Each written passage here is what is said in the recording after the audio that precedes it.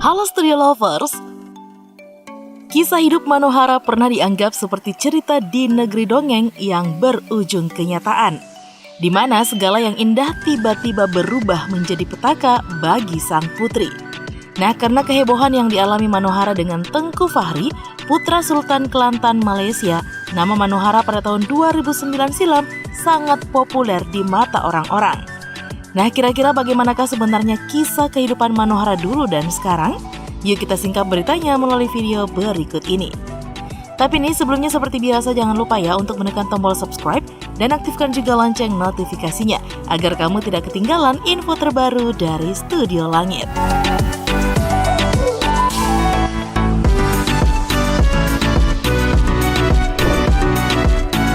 Studio Lovers, Manohara Odelia atau yang juga dikenal dengan nama Manohara Odelia Pinot lahir di Jakarta 28 Februari 1992. Manohara terlahir dari orang tua berkebangsaan Amerika Serikat dengan ayah bernama George Mans dan ibu dari keturunan bangsawan Bugis Daisy Fajarina.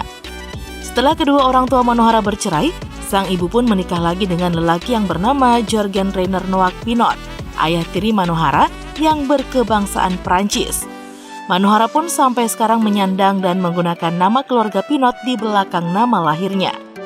Nah, Manohara banyak menghabiskan masa kecilnya di Prancis. Diketahui, Manohara juga memiliki seorang saudara tiri yang berusia lebih tua darinya yang bernama Dewi Sari Asih.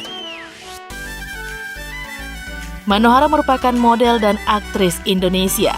Karena fisiknya, ia dianggap sebagai wanita idaman pria karena tidak hanya cantik tetapi juga pintar. Wanita blasteran Amerika Bugis ini di usianya yang masih cukup muda pernah berhasil menjadi salah satu dari 100 pesona Indonesia menurut majalah Harper's Bazaar. Tentu saja nama Manohara mencuat di tanah air karena peristiwa sensasional yang dialaminya.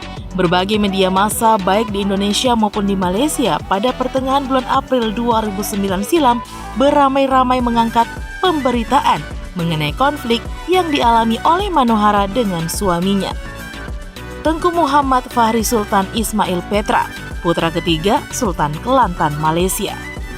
Sampai akhirnya fakta kehidupannya diangkat menjadi sinetron yang berjudul Manohara dan Manohara sendiri yang memerankan dirinya. Sinetron tersebut pun mendapatkan perhatian dari masyarakat Indonesia. Studio Lovers, awal mula Manohara bertemu dengan Tengku Fahri ketika mereka berada di Perancis pada bulan Desember 2006. Saat itu ada jamuan makan malam dari Wakil Perdana Menteri Malaysia yang dihadiri oleh Jurgen Rainer Noack Pinot dan Manohara serta ibunya. Nah, Manohara pun berkenalan dengan Tengku Fahri yang akhirnya membuat mereka menjalin hubungan yang serius. Lalu pada Agustus 2008, Manohara dan Tengku Fahri menikah di Malaysia. Setelah menikah muda, Manohara resmi diberi gelar Cik Puan Temenggong dan secara bersamaan menjadi anggota dari keluarga Kerajaan Kelantan. 2 bulan setelah menikah, dikabarkan Manohara memutuskan pulang ke Jakarta dan tak ingin lagi kembali ke keluarga Kerajaan Kelantan di Malaysia. Dalam pernikahan yang dijalani oleh Manohara yang seumur jagung itu, ia merasa mendapatkan perlakuan yang tidak menyenangkan dari suaminya. Sebab janji sang suami untuk menghelat pesta pernikahan di Jakarta juga tidak kunjung ditunaikan. Itulah yang membuat Manohara kecewa. Walau kekecewaan itu pada akhirnya tidak berlangsung lama. Tengku Fahri pun kemudian berhasil menjemput Manohara pulang ke Kelantan dan membelikan Manohara mobil mewah sebagai hadiah ulang tahunnya kala itu. Tidak berhenti pada hadiah itu saja, Manohara dan keluarganya juga diajak untuk menunaikan umroh bersama. Saat selesai menunaikan umroh pada Maret 2009, Manohara pun dibawa oleh Tengku Fahri ke Malaysia, tetapi tidak membawa serta keluarga Manohara. Dari peristiwa tersebut, ibu Manohara, Daisy Fajarina, menyatakan bahwa dirinya mengalami pencekalan saat ia ingin mengunjungi putrinya di Malaysia.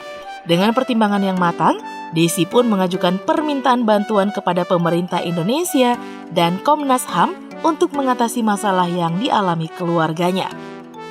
Kasus Manohara dan Tengku Fahri kala itu makin menyita perhatian publik tanah air setelah Perdana Menteri Malaysia Najib Tun Razak mengelak pertanyaan wartawan saat ia bertemu Presiden Indonesia Susilo Bambang Yudhoyono di Jakarta pada April 2009. Najib Tun Razak enggan memberikan tanggapan tentang tuduhan penculikan Manohara oleh seorang pangeran Kelantan Malaysia. Nah, pemerintah Indonesia pun melalui pejabat kedutaan Indonesia di Kuala Lumpur dengan sikap tenang meminta penjelasan dari pemerintah Malaysia mengenai dugaan pencekalan tersebut. Namun, sayang seribu sayang Study Lovers hanya berakhir mengawang-awang. Lalu pada hari Minggu 31 Mei 2009, Manohara tiba kembali di tanah air bersama dengan ibunya dari Singapura. Mereka pun saat itu melakukan jumpa pers. Manohara pun jujur menyatakan bahwa ia berada di Singapura bersama keluarga kerajaan Kelantan untuk menjenguk Sultan Kelantan yang tengah berobat di Singapura. Dengan daya upaya yang dilakukan Manohara, dia pun berhasil lolos dari penjagaan pengawal Kesultanan Kelantan. Ia mengungkap dirinya menerima bantuan dari aparat Singapura dan relasi ayah tiri Manohara dengan staf diplomatik Kedutaan Besar Amerika Serikat. Manohara pun berhasil berjumpa dengan ibunya yang kala itu sedang berada di Singapura. Dengan begitu, Manohara bersama ibunya tanpa menunggu waktu lagi kembali ke Indonesia untuk menghindari pengawal kesultanan yang bisa memergoki mereka. Di Jakarta, Manohara menyatakan di depan pers bahwa segala tuduhan penculikan dan penganiayaan yang dilayangkan ibunya kepada Tengku Fahri, suaminya, adalah fakta dan bukan cerita belaka.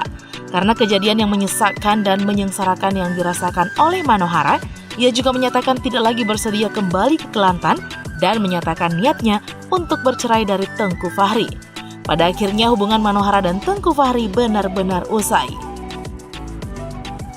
Nah, pada tahun 2020 lalu, Manohara kembali membuat publik tanah air terkejut.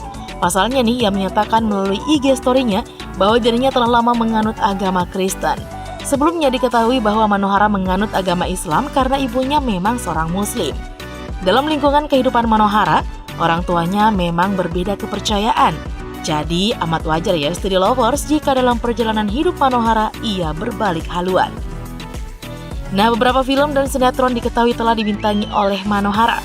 Untuk film, Manohara pernah bermain pada film Kisah Prahara Cinta Pangeran di tahun 2009, Lo Gue En tahun 2012, Aku Cinta Kamu tahun 2014, Me and You versus the World 2014, The Guys tahun 2017, dan Elle tahun 2018.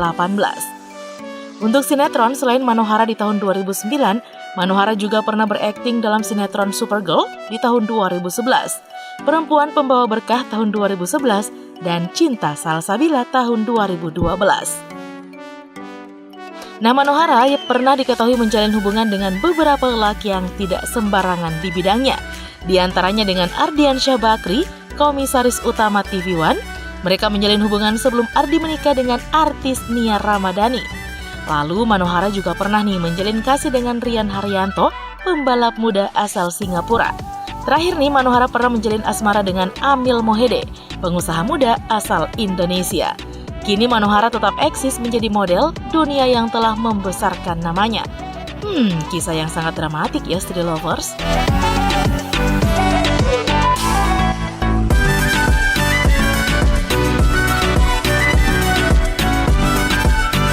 Oke deh Study Lovers, itulah informasi tentang kehidupan artis Manohara Odelia Pinot. Nah, cukup sekian dulu video kita kali ini. Jangan lupa untuk terus mendukung kami dengan cara menekan tombol subscribe, like, komen, dan share video ini. Sampai jumpa lagi di video berikutnya. Bye-bye!